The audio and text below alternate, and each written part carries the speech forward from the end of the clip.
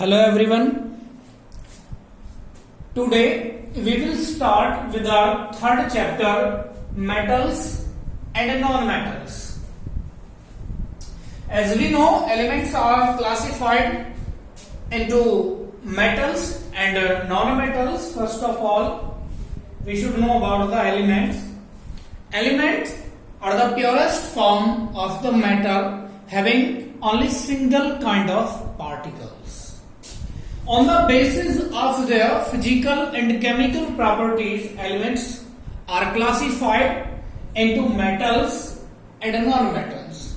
Some elements are metalloids also, which shows the properties of metals and non-metals.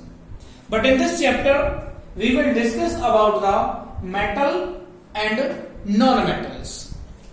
Some physical properties also we have discussed in second chapter, but here we will discuss about the physical and chemical properties and their uses also. Okay, let's start. It is the introduction. We know that all the elements are classified into metals and non-metals on their physical and chemical properties. So in this chapter we will study about the metals and non-metals with their physical and chemical properties. First, we will study about the metals. Then what are metals? Metals are the elements which are malleable and ductile. As we know, malleability is the property of the metals by which they can be drawn into thin sheets by hammering. And ductility is the property of metals by which they can be drawn into wires by stretching and conduct heat and electricity. We know metals are the good conductor of heat and electricity. And another most important thing is metals are the elements which form positive ions called cations. Listen carefully. Positive ions are known as cations. And elements form positive ions or cations by donating or losing electrons. जो metals होती हैं वो positive ion बनाती है, means cation बनाती है. और cation कैसे बनते हैं आगे भी आएगा, लेकिन अपने माइंड में सेट कर लेना. By donating electrons. तो मेटल्स वो एलिमेंट हैं जो जनरली क्या इलेक्ट्रॉन डोनेट करते हैं या लूज करते हैं, और जो लूज करेगा उसमें पॉजिटिव चार्ज आएगा. वैसे आपको ध्यान रखना पड़ेगा, जो किसी को कोई पैसे देता है, देने वाला धनी होता है, धन बोलते हैं पॉजिटिव चार्ज को, धन चार्ज बोलते हैं उसको, आवेश. तो हमें ध्यान रखना है मेटल्स जनरली इलेक्ट्रॉन डोनेट करती है. ये बहुत इंपॉर्टेंट पॉइंट है और आगे आएगा. Examples: iron, aluminium, silver, copper, gold, platinum, lead, copper, means बहुत सारी मेटल्स हैं. ऑलमोस्ट पीरियोडिक टेबल में 78% आपके मेटल्स हैं. 78 to 80% जो एलिमेंट्स हैं वो मेटल्स हैं. अब हम जो मेटल्स हैं उनकी फिजिकल प्रॉपर्टीज को डिस्कस करेंगे. हम वैसे कर चुके हैं इनको, लेकिन फिर एक बार मैं इनको करा रहा हूं आपको. फर्स्ट है हार्डनेस. हमें पता है मेटल जनरली हार्ड होती है. ऐसा क्यों होता है? क्योंकि मेटल्स के जो पार्टिकल्स होते हैं उनके बीच में जो स्ट्रॉन्ग बॉन्ड होते हैं, मेटल से तो मेटेलिक बॉन्ड होंगे. Most of the metals are hard. Metals hard होती है. कुछ एक्सेप्शन है, सोडियम, पोटेशियम, लिथियम. ये बहुत सॉफ्ट मेटल है और इनको हम चाकू से काट भी सकते हैं. इनका एटॉमिक साइज बड़ा होता है, जिसकी वजह से इनके अंदर जो क्लोज पैकिंग है वो बहुत ज्यादा एफिशिएंट नहीं हो पाती पार्टिकल्स की, जिसकी वजह से ये कैसे हैं, सॉफ्ट है और इनकी डेंसिटी भी कम होती है. स्ट्रेंथ: ज्यादातर metals, most of the metal are strong. Reason यही है, इनके पार्टिकल्स के बीच में जो मेटेलिक फोर्स है वो स्ट्रॉन्ग होता है. टेंसिल स्ट्रेंथ, इनकी जो टेंसिल स्ट्रेंथ है मीन्स वेट को झेलने की, बियर करने की पावर है वो बहुत ज्यादा है. एक्सेप्शन है sodium and potassium. Na sodium का सिंबल है, पोटेशियम तक के है। Next state, metals are solid at room temperature. Most of the metals are found in solid state at room temperature except mercury. Mercury कौन सी state में मिलता है? Liquid state में मिलता है, रूम टेम्परेचर पे। जो थर्मोमीटर्स के अंदर लिक्विड भरा हुआ होता है वो मरकरी होता है। Next is the sound. जब हम किसी मेटल को किसी ऑब्जेक्ट से या मेटल से हिट करते हैं, किसी और चीज से हिट करते हैं किसी मेटल को, तो उसमें से एक पर्टिकुलर मेटेलिक साउंड निकलता है। जो ये प्रॉपर्टी है मेटल्स की, इस प्रॉपर्टी में इन मेटल्स को बोलते हैं सोनोरस, कि मेटल्स आर सोनोरस। इसका मतलब metals produce a particular metallic sound. That is why bells बनाने में, म्यूजिकल इंस्ट्रूमेंट, गिटार बनाने में जो वायर्स यूज होते हैं किसके होते हैं? मेटल्स के होते हैं। Next is the conduction. Metals are good conductor of heat and electricity. Metals heat और इलेक्ट्रिसिटी के गुड कंडक्टर हैं। ये रीजन होता है कि मेटल से वायर बनाए जाते हैं, जैसे कॉपर के, एल्यूमिनियम के, सिल्वर के भी बनाए जाते हैं। सिल्वर बहुत अच्छी कंडक्टर है इलेक्ट्रिसिटी की। अब देखो यहां पर एक मैं क्वेश्चन बताता हूं आपको, पूछा जाता है कि भाई हीट तो बल्ब वगैरह इलेक्ट्रिकल अप्लायंसेस जो चल रहे हैं वो प्रूव करते हैं कि जो मेटल्स हैं वो इलेक्ट्रिसिटी के कंडक्टर है। आप प्रूव करो किसी एक्सपेरिमेंट से कि जो मेटल्स हैं वो हीट के भी अच्छे कंडक्टर है। तो आपको क्या करना है? आपको एक स्टैंड लेना है, स्टैंड पे एक आयरन नेल लगानी है, मींस एक कील लगानी है लोहे की, और इस पर क्या करना है? आपको वैक्स से छोटी छोटी और आयरन नेल चिपका देनी है वैक्स से, और इस आयरन वाली इस बड़ी वाले नेल को, मींस इसको आपको लैंप से यहां से हीट करना है। यहां से आप हीट करोगे तो क्या होगा? हीट धीरे धीरे इधर जाएगी। अब कैसे प्रूव होगा कि जाएगी? ये जो वैक्स है, इससे ये छोटे छोटे नेल चिपके हुए हैं, ये धीरे धीरे गलने स्टार्ट हो जाएंगे। इसका मतलब वैक्स पिघलने लगेगा, मेल्ट होने लगेगा। किसकी वजह से? हीट की वजह से। और हीट इसके अंदर से कंडक्ट होती है। तो अब कंडक्ट क्यों होती है, ये दूसरी बात है कि मेटल्स के अंदर जो अनपेयर्ड इलेक्ट्रॉन होते हैं वो रेस्पॉन्सिबल होते हैं for the conduction of heat and electricity, दोनों का। लेकिन इस एक्सपेरिमेंट से हम इसको प्रूव करेंगे। Next is the malleability and ductility. मैंने पहले एक्सप्लेन कर दिया इस टॉपिक को। जो मेटल्स होती है माल्येबल होती है, मीन्स हीट में कन्वर्ट हो जाती है, एंड डक्टिलिटी मीन्स वायर्स में कन्वर्ट हो जाती है। Melting point, boiling point, metals के मैंने बताया पार्टिकल्स के बीच में स्ट्रॉन्ग मेटेलिक बॉन्ड होते हैं। That is why metallic bond, melting point and boiling point are high. और एक्सेप्शन वही सोडियम एंड पोटेशियम इनके लो होते हैं। डेंसिटी, मेटल्स बहुत हाई डेंस होते हैं। सबसे ज्यादा डेंस जो मेटल है पीरियोडिक टेबल के अंदर वो इरिडियम है, और उसके बाद ऑस्मियम का नंबर आता है। कहीं कहीं ऑस्मियम को सबसे ज्यादा दिया गया है, लेकिन सबसे ज्यादा इरिडियम की है। डेंसिटी बहुत पॉइंट्स में 0 पॉइंट कुछ करके डिफरेंस है दोनों के अंदर। Next is the colour. Most of the metals are grey in colour except copper and gold. Copper और गोल्ड का आपको पता है जो इनका कलर होता है वो येलोइश होता है, बाकी जो मेटल्स हैं ग्रेस कलर की होती हैं। नेक्स्ट अब हम इनकी केमिकल प्रॉपर्टीज को स्टडी करेंगे।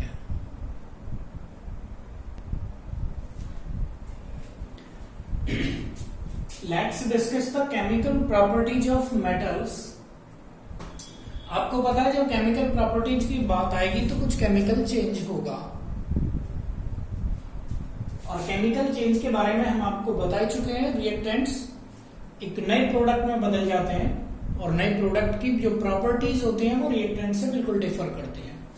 फर्स्ट में लूंगा reaction of metals with oxygen. जब भी डिस्कस होगा मेटल्स का रिएक्शन कराई जाएगी ऑक्सीजन के साथ, इसको डायरेक्ट एयर भी बोल सकते हैं।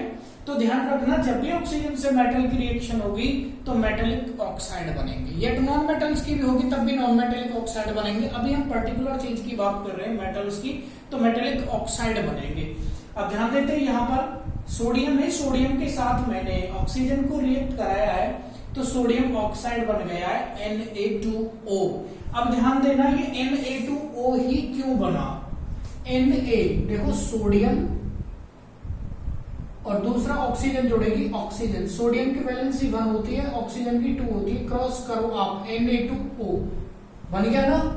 तो जो कंपाउंड बनेगा वो इस टाइप का बनेगा, तो इस टाइप से बनाते हैं। बाकी हमने इसको बैलेंस कर रखा है, जो फर्स्ट चैप्टर में बैलेंसिंग आपको सिखाई हुई है।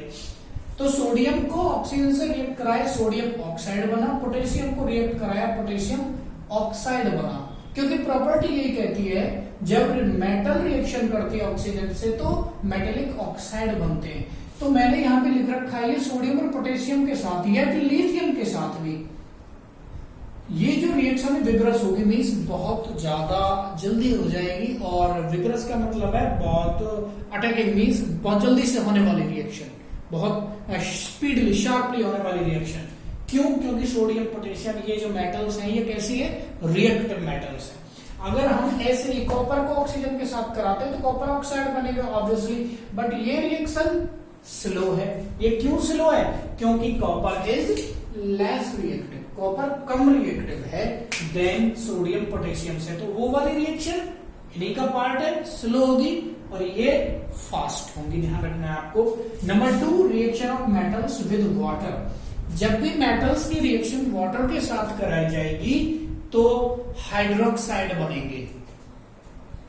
जब भी मेटल्स की रिएक्शन वाटर के साथ कराई जाएगी तो मेटल हाइड्रोक्साइड बनेंगे और साथ में हाइड्रोजन गैस रिलीज होगी। ये चीज आपको ध्यान रखनी है, हर एक रिएक्शन में फॉलो होगी ये चीज।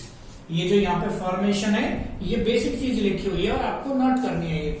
जैसे सोडियम वाटर के साथ रिएक्शन कराओ तो सोडियम हाइड्रोक्साइड NaOH, साथ में हाइड्रोजन गैस और हीट भी रिलीज होगी। इसका मतलब ये एक्सोथर्मिक रिएक्शन है। Same to same calcium water, calcium hydroxide, hydrogen gas, heat. Magnesium water के साथ रिएक्शन कराया, मैग्नीशियम हाइड्रोक्साइड, बट ये रिएक्शन स्लो होती है और ये रिएक्शन फास्ट होती है। तो ध्यान रखना स्लो फास्ट कहां अंतर पड़ा। ये जो एलिमेंट्स है sodium potassium, these are the more reactive than magnesium. अगर मैग्नीशियम को स्टीम के साथ रिएक्शन को थोड़ा हमें फास्ट कराना है, ये वाटर यहाँ पर नॉर्मल कोल्ड वाटर है और हमने वाटर जब गर्म लिया यानी स्टीम के साथ रिएक्शन करवाई है मैग्नीशियम मेटल की, तो मैग्नीशियम ऑक्साइड बनेगा। उस केस में हमें ध्यान रखना है। अब नेक्स्ट में एल्यूमिनियम के साथ कराता हूं। एल्यूमिनियम के साथ जो कोल्ड वाटर की रिएक्शन है वो इतनी ज्यादा स्लो हो गई आपको लगेगा कि कुछ हो ही नहीं रहा है, तो हम क्या कराते हैं फिर उसकी रिएक्शन, एल्यूमिनियम की रिएक्शन कराते हैं स्टीम के साथ। ये एल्यूमिनियम मेटल है, एल्यूमिनियम की स्टीम के साथ तो एल्यूमिनियम ऑक्साइड बनता है Al2O3। इसका कॉमन नेम है एल्यूमिना।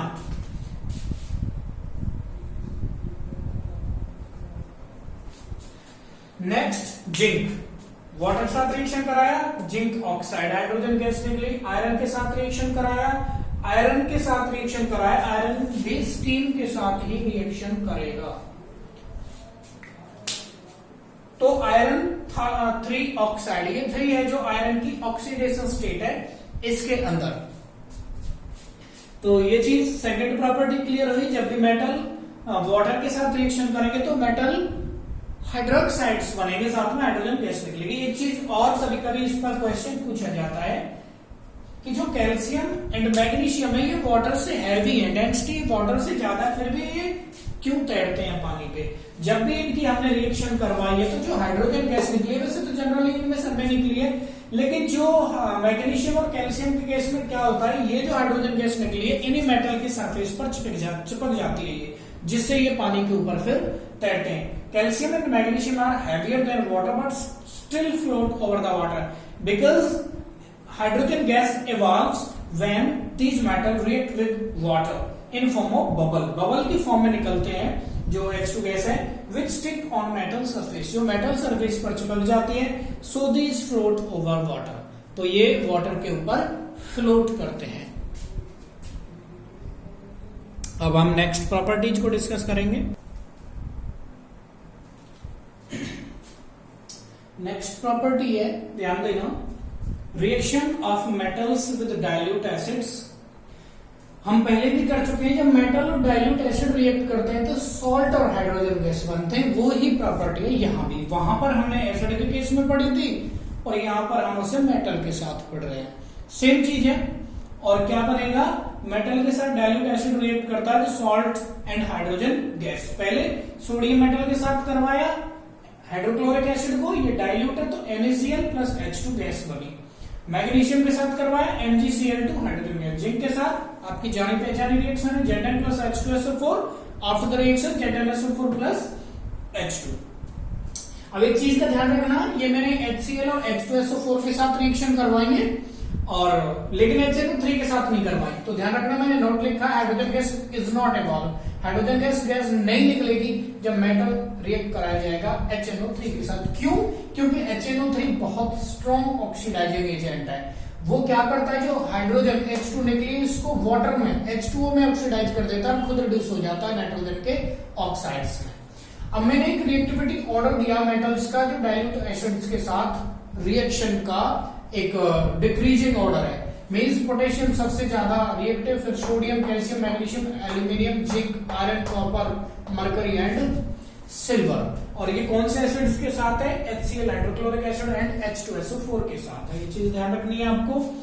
अब जो मैंने सबसे पहले मेटल ऑक्साइड्स करवाए थे, मैं उनके बारे में आपको बता रहा हूं। मेटल जो ऑक्साइड्स हैं जो उनका नेचर है वो बेसिक नेचर होता है। अब ये कैसे प्रूव होगा कि बेसिक नेचर है उनका? अब जब हम उनका एक्वा सॉल्यूशन देखते हैं तो वो रेड लिटमस को ब्लू में कन्वर्ट कर देते हैं। वैसे जनरली मैं आपको बताता हूं जो मेटल के ऑक्साइड है हम कैसे पता लगाते हैं वो बेसिक है नेचर में, उनको हाइड्रोलाइज कर दो और देखो रिजल्टेंट आपको सॉल्यूशन क्या मिलता है, आप समझ जाओगे कि उसका नेचर कैसा होगा। Na2O सोडियम ऑक्साइड वाटर के साथ मैंने हाइड्रोलाइज किया तो सोडियम हाइड्रोक्साइड NaOH ये मिल गया। NaOH क्या है, स्ट्रॉन्ग बेस एल्कली है। ऐसे K2O H2O के साथ किया KOH पोटेशियम हाइड्रोक्साइड। समझ गए होंगे आप। ये जो सोडियम ऑक्साइड और K2O both are basic in nature, ये दोनों बेसिक हैं। कैसे पता लगा, हाइड्रोलाइज करने पर दोनों ने स्ट्रॉन्ग एल्कली दिया हमें। अब यहां से एक क्वेश्चन बहुत इंपॉर्टेंट पूछा जाता है, आप ध्यान रखना इसको, कि जो जिंक और एल्यूमिनियम के ऑक्साइड्स हैं वो एम्फोटेरिक के नेचर में। एम्फोटेरिक का मतलब क्या होता है, which behaves as acidic as well as basic. Means जिनका दोनों तरह का नेचर होता है। जिंक ऑक्साइड, यहां ध्यान दो, इसको पहले मैंने NaOH बेस के साथ रिएक्ट कराया, सोडियम जिंकेट और वाटर, ये सॉल्ट है और ये वाटर। ध्यान दो जब एसिड और बेस को रिएक्ट कराते हैं न्यूट्रलाइजेशन रिएक्शन होती है, सॉल्ट एंड वाटर मिलते हैं। तो बेस के साथ रिएक्शन इसको मैंने कराया, सॉल्ट वाटर मिला, तो इसका मतलब इसका नेचर प्रूव हो गया कि एसिडिक है। अब जिंक ऑक्साइड, ये सेम चीज हुई, जिंक ऑक्साइड ऊपर वाली, इसको फिर मैंने एसिड के साथ रिएक्ट करवाया तो भी हमें प्रोडक्ट वही सॉल्ट वाटर मिला, इसका मतलब इसका नेचर बेसिक भी होता है। सेम मैंने एल्यूमिनियम के केस में कर रखा है। एल्यूमिनियम ऑक्साइड NaOH बेस के साथ करवाया तो सोडियम एल्यूमिनेट और वाटर, मींस सॉल्ट और वाटर मिले। अब फिर मैंने इसको एसिड के साथ करवाया तो भी सॉल्ट वाटर मिले, इसका मतलब क्या है, ये बेसिक नेचर का भी है। तो ध्यान रखना है आपको, जो जिंक और एल्यूमिनियम के ऑक्साइड्स हैं ये acidic as well as basic दोनों नेचर शो करते हैं। अभी मैं आपको बता रहा हूं रिएक्टिविटी सीरीज के बारे में। जो रिएक्टिविटी सीरीज है ये मेटल्स को अरेंज किया गया है उनकी रिएक्टिविटी के अकॉर्डिंग, और जो सीरीज मैंने बना रखी है इसके अंदर आप डाउन वर्ड आते हो टॉप से बॉटम की तरफ, तो मेटल्स की जो रिएक्टिविटी है वो डिक्रीज होती जाती है। इसी सीरीज को रिएक्टिविटी सीरीज बोलते हैं। सबसे ऊपर पोटेशियम, फिर sodium, calcium, magnesium, aluminium, zinc, iron, lead, फिर हाइड्रोजन है, हाइड्रोजन को मैंने ब्लॉक में बंद कर रखा है, ध्यान रखना, इसका भी रीजन बताऊंगा। फिर कॉपर, मरकरी, सिल्वर, गोल्ड। नीचे की तरफ जैसे जैसे आते जाते हैं, it is the least reactive, it is the most reactive. जो हाइड्रोजन से ऊपर है मेटल्स, ये डाइल्यूट एसिड से हाइड्रोजन को डिस्प्लेस कर सकते हैं। मींस जब इन मेटल्स की हम रिएक्शन कराते हैं डाइल्यूट एसिड से तो हाइड्रोजन गैस प्रोड्यूस करेंगे, और नीचे वाले एसिड्स हैं, सॉरी मेटल्स हैं, ये हाइड्रोजन गैस एसिड से नहीं निकालेंगे जब। रिएक्शन कराएंगे डाइल्यूट एसिड से, क्योंकि ये हाइड्रोजन से लेस रिएक्टिव है, ऊपर वाले हाइड्रोजन से ज्यादा रिएक्टिव है। ये ही इसका रीजन है, ध्यान रखना है। ये है रिएक्टिविटी सीरीज, इसको आपको याद करना है और इसके बेस पर कई क्वेश्चंस पूछे जाते हैं। आज का ये last topic, reaction of metals with solutions of other metal salts. Reaction of metals with solution of other metal salts. जब भी हम मेटल्स की किसी दूसरे मेटल सॉल्ट के साथ रिएक्शन कराते हैं तो डिस्प्लेसमेंट रिएक्शन होगी तो डिस्प्लेसमेंट होगी, नहीं तो नहीं हो पाएगी रिएक्शन। देखो हम एग्जांपल लेते हैं, आयरन है, कॉपर सल्फेट के साथ रिएक्शन कराते हैं, कॉपर सल्फेट का सॉल्यूशन कलर कैसा होता है आपको पता है, ब्लू। ठीक है, पहले करा चुका हूं रिएक्शन को। जब इसे आयरन के साथ रिएक्ट कराते हैं तो आयरन सल्फेट मिलता है, कॉपर अलग। कॉपर लेस रिएक्टिव है, आयरन ज्यादा रिएक्टिव है, तो आयरन कॉपर को इसके सॉल्ट से डिस्प्लेस कर दिया इसने, आयरन सल्फेट बन गया, कॉपर को बाहर निकाल दिया, मींस डिस्प्लेसमेंट रिएक्शन होगी। एल्यूमिनियम को कॉपर सल्फेट के साथ रिएक्शन कराया तो एल्यूमिनियम सल्फेट बना, कॉपर को निकाल दिया। क्यों निकाल दिया बाहर? क्योंकि एल्यूमिनियम आयरन दोनों ज्यादा रिएक्टिव है कॉपर से। जिंक कॉपर सल्फेट के साथ कराया तो जिंक सल्फेट बन गया, इसका मतलब जिंक भी कॉपर से ज्यादा रिएक्टिव है। जब सिल्वर नाइट्रेट के रिएक्शन सॉल्यूशन को हमने कॉपर के साथ रिएक्शन कराया तो कॉपर नाइट्रेट बना, सिल्वर बाहर निकल गया। इसका मतलब क्या है? Copper is more reactive then silver, copper is more reactive then silver. आगे ध्यान देना, कॉपर सल्फेट को सिल्वर के साथ रिएक्शन कराया तो रिएक्शन नहीं हुई, क्योंकि जो सिल्वर है वो लेस रिएक्टिव है कॉपर से, तो इसको डिस्प्लेसमेंट नहीं कर पाए तो रिएक्शन नहीं होगी। ऐसे गोल्ड से करवाए कॉपर सल्फेट को, नहीं हुआ। रीजन क्या देना है? Gold is less reactive than copper.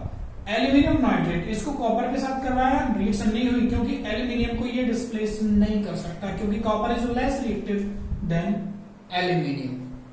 तो हमारे जो मेटल्स तक हमने कंप्लीट किया है। नेक्स्ट वीडियो में हम नॉन मेटल्स और उसकी प्रॉपर्टीज को डिस्कस करेंगे। इसमें किसी को कोई प्रॉब्लम हो तो वो पूछ सकते हैं।